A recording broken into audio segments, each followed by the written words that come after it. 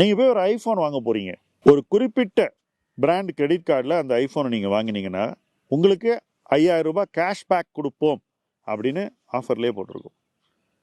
இந்த கேஷ்பேக்கை யார் கொடுக்குறாங்கன்னு யாருமே யோசிக்கிறதில்ல.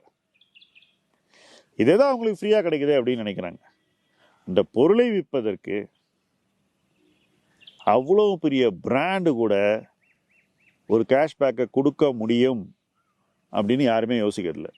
அந்த பிராண்ட் எவ்வளோ பணம் தள்ளி கொடுக்குறாங்க, கிரெடிட் கார்டு நிறுவனம் எவ்வளோ தள்ளி கொடுக்குறாங்கன்ற அந்த ஒரு வித்தியாசம் அல்லது அந்த ஒரு புரிதல் நுகர்வோருக்கு வர்றதே இல்லை. எனக்கு கிடைக்குது, நான் ஏன் இதை பாதர் பண்ணோம் அப்படின்ற ஒரு மைண்ட் செட்டில் தான் நம்ம அந்த பிராண்டை வாங்குகிறோம்.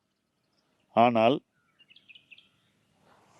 நிச்சயமாக நீங்கள் யோசிக்க வேண்டும், இதில் ஏதோ ஒரு பெனிஃபிட் அந்த கிரெடிட் கார்டு கம்பெனிக்கும் இருக்குது, மேனுஃபேக்சரர் இருக்குது. ரெண்டு பேரும் ஏதோ ஒரு வகையில் ஒரு காம்ப்ரமைஸ் பண்ணி தான் ரெண்டு பேரும் இணைஞ்சு இந்த ப்ராடக்டை உங்களுக்கு 5000 ரூபாய் தள்ளி கொடுக்குறாங்க.